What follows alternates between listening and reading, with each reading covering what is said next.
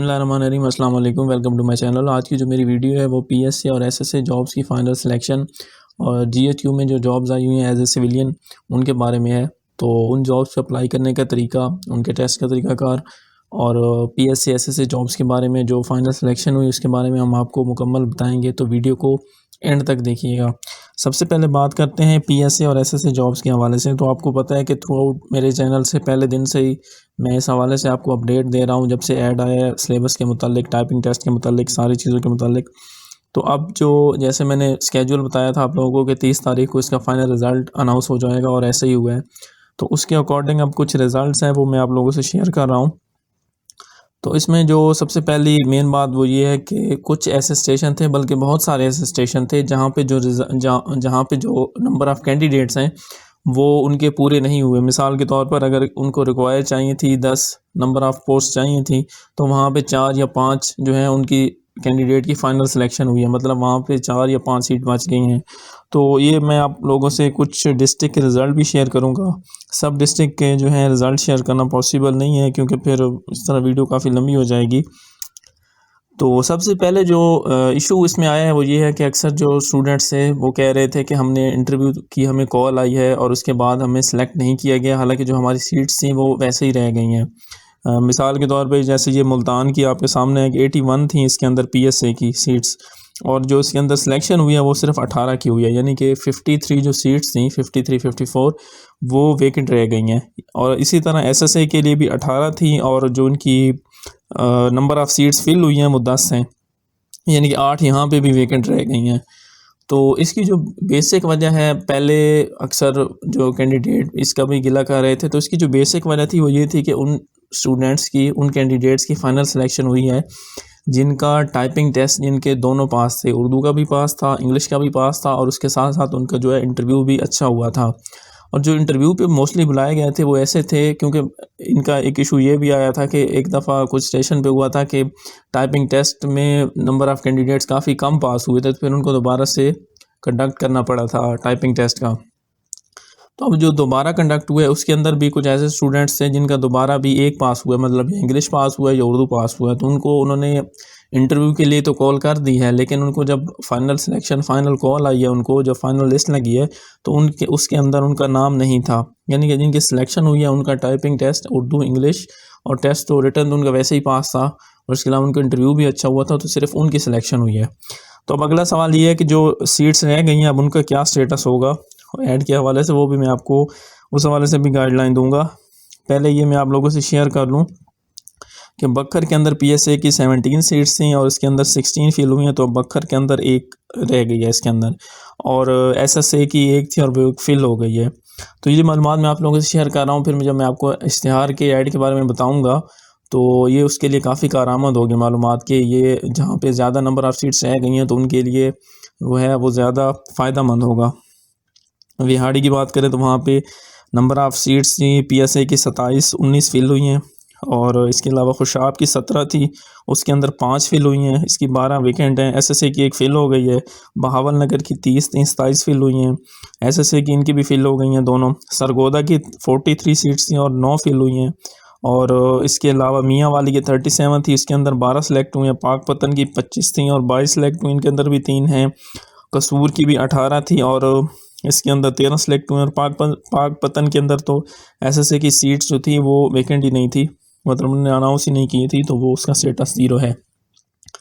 अब बच जाने वाली सीटों के बारे में ऐसा है कि आपको पता है कि जब ये पहला ऐड आया था तो उसके अंदर उन्होंने अनाउंस किया था कि ये जो हम ऐड भेज रहे हैं ये इलेक्शन कमीशन की मंजूरी के बाद है, मतलब ये निगरान सेटअप के अंदर वो गवर्नमेंट का निगरान सेटअप आपको पता है कि चल रहा है, उसके अंदर वो एक ऐड दे रहे हैं, तो उसमें अक्सर इलेक्शन कमीशन बैन कर देता है, भर्तियों पे पाबंदी होती है, लेकिन इसके अंदर उन्होंने उससे अप्रूवल ली थी। कहते हैं कि उनको इमरजेंसी बुनियादों पर ये जो थी सीट्स फिल चाहिए थी, लेकिन अब चूँकि उनकी रिक्वायरमेंट ही पूरी नहीं हो रही, मतलब टाइपिंग टेस्ट के अंदर ही नहीं आ रहे, और जो इनका बेसिक काम होता है पीएसए और एसएसए का वो यही होता है कि इन्होंने जो है अपनी रिपोर्ट, जो मैंने पहले बताया था कि एफआईआर से रिलेटेड होता है, इनका कंप्यूटर पे काम होता है, तो इस वजह से उन्होंने इनको फिर सेलेक्ट ही नहीं किया। तो अब ये है कि काफ़ी ज़्यादा स्टेशन पे जो सीट्स हैं वो बच गई हैं, जिनमें अंदर जैसे मैंने मुल्तान का बताया है, खुशाब भी है, सरगोदा में भी काफ़ी ज़्यादा है, मियाँ वाली में भी काफ़ी ज़्यादा हैं, और कुछ जगहों पे थोड़ी हैं जैसे कसूर, पाकपतन, में। तो ऐसा है कि अब इनका जो ऐड है, हम जो सीट्स रह गई हैं अब उन्होंने फिल तो करनी है दोबारा, क्योंकि उनको इतनी सीट्स चाहिए थी, इतनी उनको एचआर चाहिए थी, तो इसलिए उन्होंने जो था ये ऐड अनाउंस किया था। तो अब ये है कि इसका जो ऐड होगा, जो सीट्स रह गई हैं अभी, उसका जो है ऐड वो दोबारा आएगा। और इंशाल्लाह इस हवाले से जब भी कोई अपडेट आती है कि ऐड कब तक मुतवक्की है, कब आना है, या उसके अंदर उन्होंने क्या चेंजेस किए हैं, क्योंकि अब जो इशू आया वो ये है कि टाइपिंग टेस्ट बहुत से स्टूडेंट पास नहीं कर सके, तो मे बी ये भी पॉसिबिलिटी है कि वो इसकी जो रेशो है वो कम कर दें।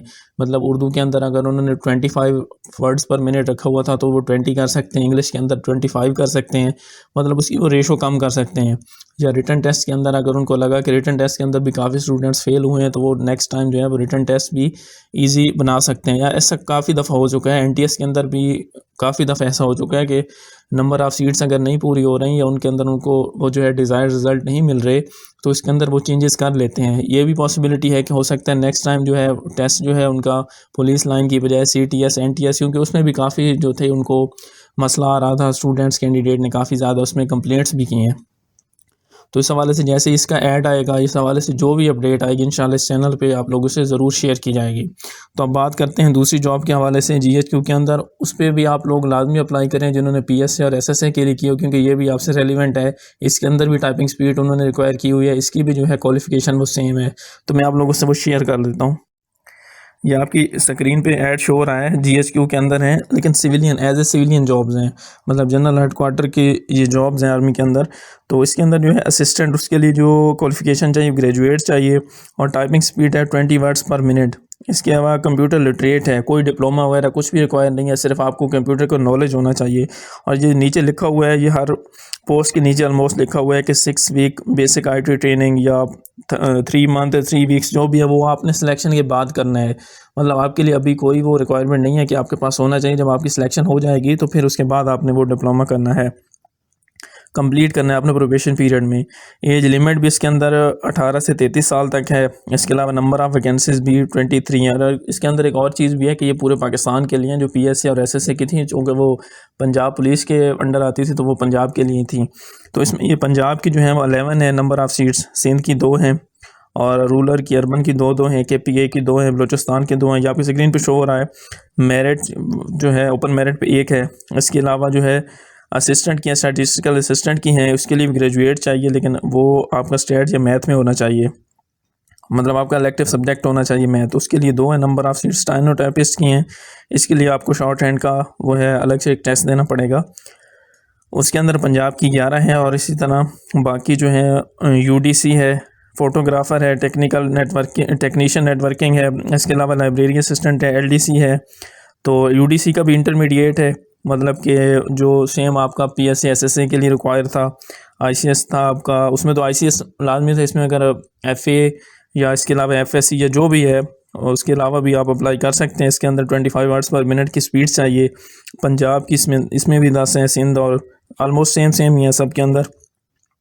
इसके बाद एलडीसी की है जी। एलडीसी के अंदर जो है आपको क्वालिफिकेशन मैट्रिक चाहिए, और जो है टाइपिंग स्पीड आपकी 30 वर्ड्स पर मिनट होना चाहिए, और आपकी जो नंबर ऑफ़ सीट्स हैं वो ऑलमोस्ट सेम है।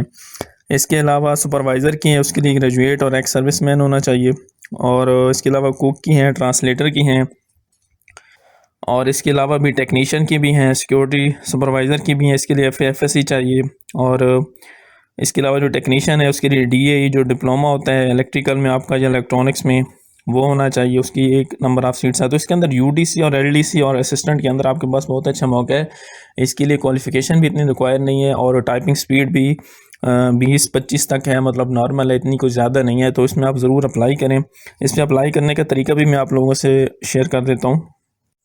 इस पर अप्लाई करने के लिए आपने ये जो लिंक दिया हुआ है इस पर आपने अप्लाई करना है, और ये ऑनलाइन अप्लाई है सिर्फ, मतलब आपको डॉक्यूमेंट्स वगैरह सबमिट करवाने की, ऑनलाइन कोरियर भेजने की कोई ज़रूरत नहीं है। और एक ज़रूरी चीज़ है कि आप किसी एक पोस्ट पे अप्लाई कर सकते हैं, तो सोच समझ के कीजिएगा। यूडीसी एलडीसी असिस्टेंट जिस पे भी आप करें, आपने सिर्फ एक पोस्ट पे अप्लाई करना है।